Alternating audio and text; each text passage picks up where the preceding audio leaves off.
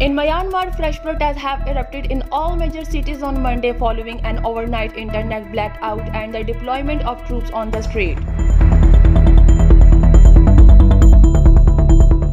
Ghani declares the Ebola epidemic after 3 deaths. Arab coalition intercept explosive-laden drone fired by Houthis towards Saudi Arabia. Former Indian Defence Minister A.K. Antony has said New Delhi is appeasing China by agreeing to disengagement on China terms. In Afghanistan, 7 Daesh militants, including a suicide bomber, have been killed during a special operation launched by security forces in Nangarhar province. In India, at least 15 laborers were killed while 2 others were injured after a vehicle overturned near Kingaon village in Jalgaon district.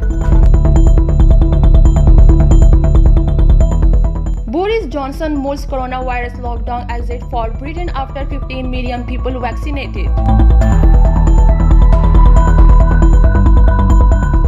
Fire catastrophe destroyed 100 fuel tankers near the Iran border.